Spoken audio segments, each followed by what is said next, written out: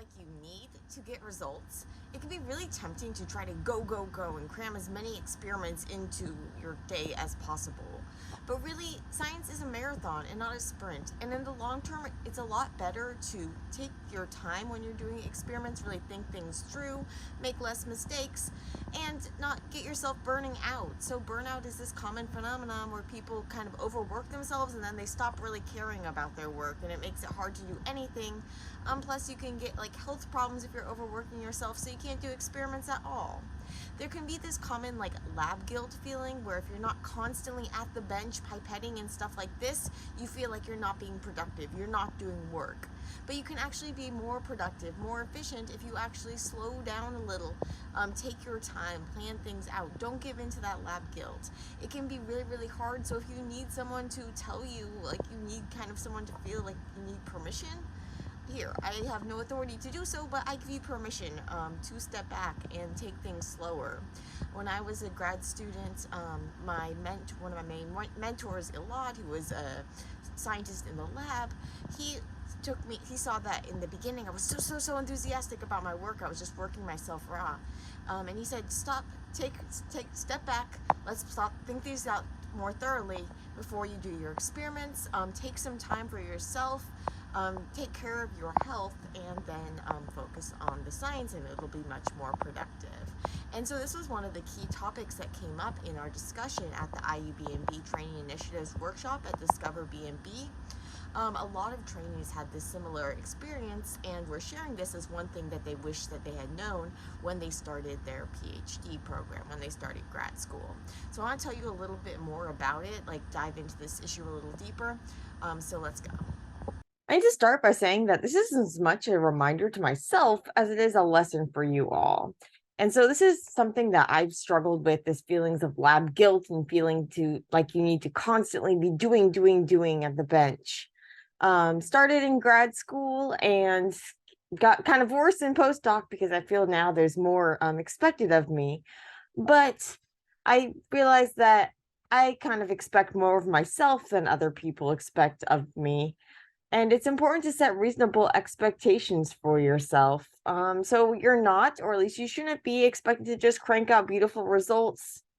Science involves a lot of trial and error and failure and optimization, lots and lots of optimization and troubleshooting, which are just kind of sugar-coaty ways of saying lots and lots of frustrating hours trying to change conditions to get things to work. But everybody around you in the lab knows that that's the scientific process, and they know that you have to learn and you have to do all this optimization, that your results aren't always going to work. And so they'll have had experience with it, and they're not going to expect you to be able to do everything perfectly the first time and crank out all these results. If you're in a lab where the expectations are unreasonable, maybe you should not have joined that lab, or you should so when you're joining a lab, try to find one where your lab mates are really supportive, and the expectations are manageable. But remember that you're probably expecting more of yourself than others are expecting of you. So science, for the most part, is a marathon and not a sprint. I'll get into some exceptions where you are going to have to work harder, or when I say like harder, I just mean like kind of do more experiments, cram more experiments in at once, but hopefully after the point where you've already like troubleshooted and optimized. But you should, normally, you can kind of like, you want to think big picture, even when you're planning small picture. So when you're planning your experiments, you're planning things like day to day, week to week, minute to minute, but you need to be thinking like longer term. And so in the long run, if you have to hold off an experiment for a day or two, if you have to wait over the weekend, if you have to wait for the reagent to come in that is the better one, even though you want those results, and so you're like, oh, I'll just use this older, really expired thing, instead of waiting for the shipment to come in on Monday, really, it's better to wait. The day or two is not going to make any difference. And so I typically have to like remind myself of these feelings that I have. Like whenever I feel this feeling, I think back to when I felt it before, and then how long ago that was, and how it really didn't matter that it was like a day later that I did the experiment. So in the long run, if you have to hold off your experiment, that's not a big deal. So take care of yourself and take care of your experiments, and yeah, think longer term. Take time for yourself and for your experiments. Now, there are going to be some exceptions to that whole marathon, not a sprint thing. There will be times, such as when you're up against report deadlines or paper review stuff, where things are going to be more sprinty, and these times might not be so fun. There was a time in grad school where was like at one point I was purifying like 3 proteins a day all week. It was very, very exhausting, but that should just be the exception and not the rule. So normally you should take things slower. And when I say slow down, I don't mean be lazy. Instead, I mean realize that what we call, like, think of as work isn't just wet work. So it's not just at the bench, pipetting, even for wet lab scientists. So computational scientists, yes, they spend their time not pipetting. But even wet lab scientists, even those of us who work at the bench most of the time, it's important that we take time away from the bench and still be working. And when I talk about this other work, we're talking about thinking about your experiments, planning them, analyzing. All of that counts as work. So don't think that work is just like manually doing things. Sometimes it's the work that you're putting in with your brain that's the hardest work, even though it feels like you don't have as much to show for it, which can be hard. Reading papers, going to talks, all of this counts as like work. And so I struggle with this in part because I love my job so much, and I feel so fortunate that I get paid to do science. I get paid to do the thing I love. And so it doesn't feel like work. Even when I'm like doing the stuff at the bench, it barely feels like work because I love it so much. But then when you're not at the bench, it makes it even harder to feel like you're actually doing work. You're like, but I'm reading. So I don't know, maybe I'm just super geeky like that, but work is more than just pipetting. So don't give into that lab guilt that you need to be constantly doing stuff at the bench. But know that you're definitely not alone in feeling it. And so that was one of the key things that came out of our conference discussion, was that this was a very, very, very common thing. And I've heard it over and over throughout grad school and things like this, others feeling this as well. And so it's important not to give in to that. So try to set aside dedicated thinking time and reading time in addition to your bench time. So give yourself permission to do it. Not that you need permission. It's something that's really, really good for you and good for your science.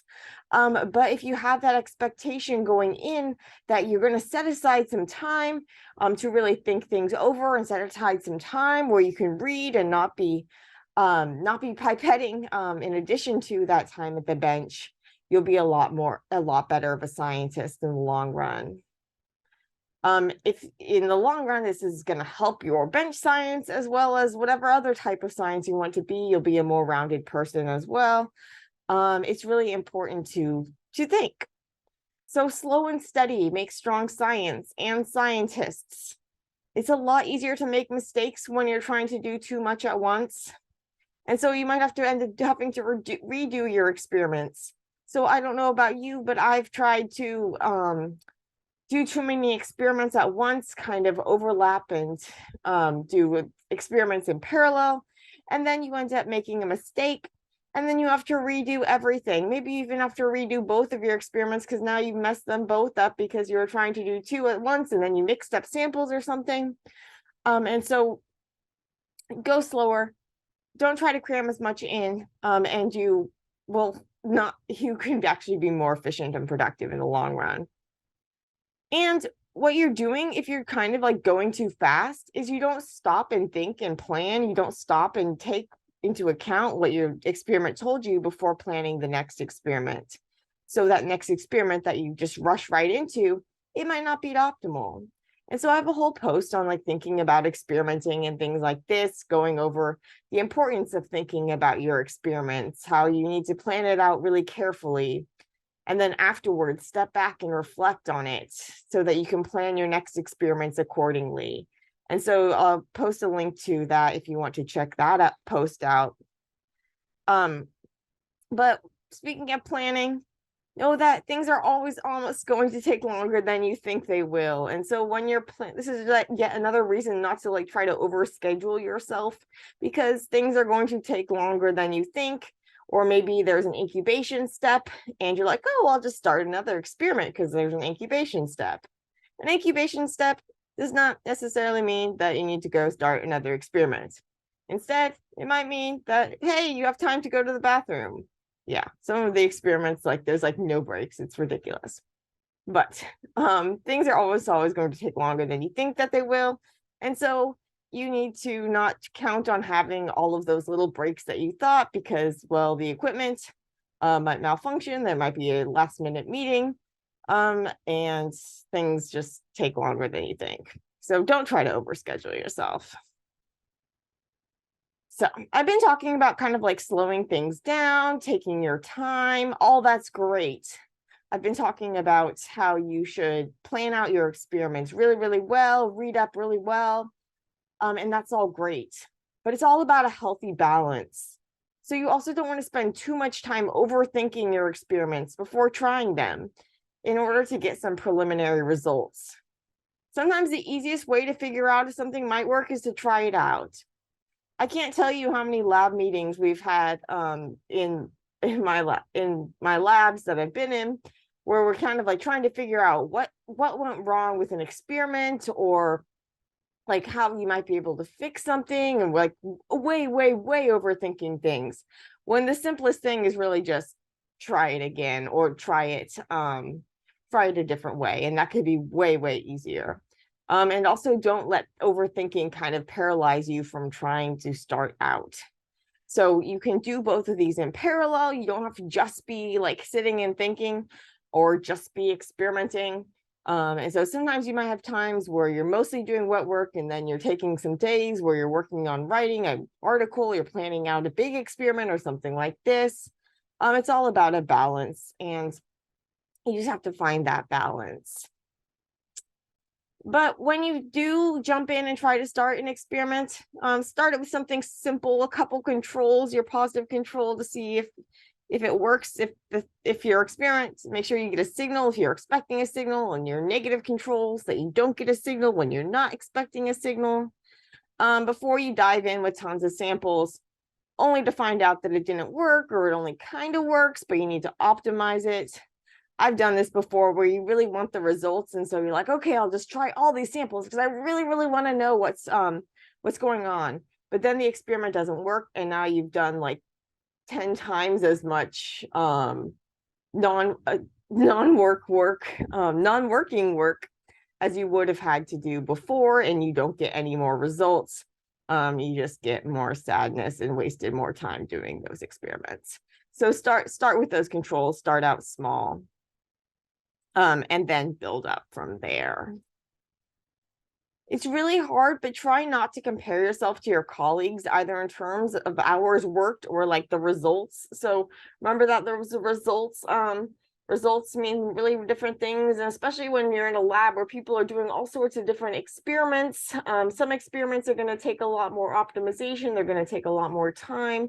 They might not have, they might have multi-day, week long protocols and things like this, where the results aren't going to come quite as quickly, or they're not going to come quite as easily. So don't try to compare your results to another person's. And don't kind of compare the hours worked either. When picking a lab, try to find one where people aren't there nonstop. So you don't want to go to a lab where people are there like round the clock. Try to find one where people work kind of normal hours. And work normal hours, normal-ish hours yourself, normal if possible. But I'm not going to lie, science can be a lot of work, and you're probably going to work longer hours, at least, yeah, than you would at a typical job. But hopefully you're like me, and you just like love it so much that it doesn't feel like work. And so, yeah. But anyway, you should, even for people like me who love my work, I have to kind of like force myself to take time off, to take my weekends off. This was something that I started doing in grad school, thanks in part to my mentor, Elad. was that like to take my weekends off, at least from the bench. So I often work for my computer on the weekends, but typically I spend my weekends mostly working on posts and things like this, things that are not work. But it's really good to kind of distance yourself a little when possible, do something fun, and take time for your mental health. Have a nice work-life balance. I know I'm a really bad person to talk to about that because, well, my life, I do things like this, and I really just love science and helping people and things like this. So that's kind of, I don't have like other normal hobbies and things like that, but I like doing this, and so that makes me happy.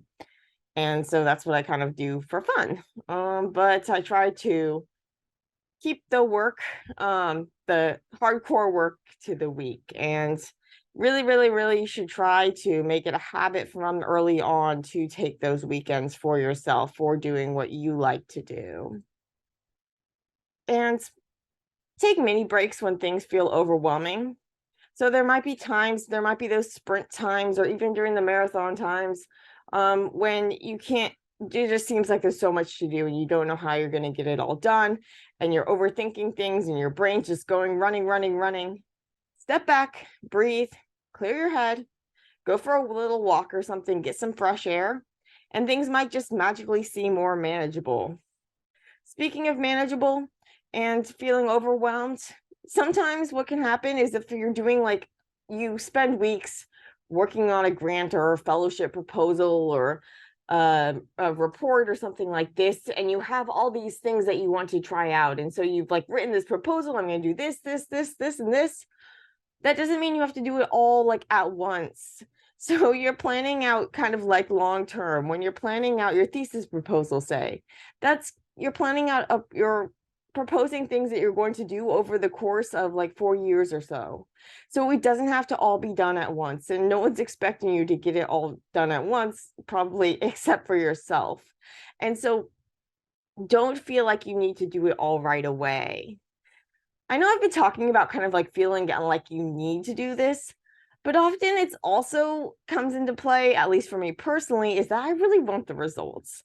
And so it's so hard sometimes not to just go try to do all these experiments because I really want the results, because I have to remind myself that I can't just do them. I can't do everything at once. No matter how much I want to, or I feel like I need to, like I said, I often just really want the results, but I know that I can't just speed things up. That it's not as simple as just doing more and getting better results or getting more results, because you might just end up getting worse results, having to redo things, burning yourself out, all of this bad stuff.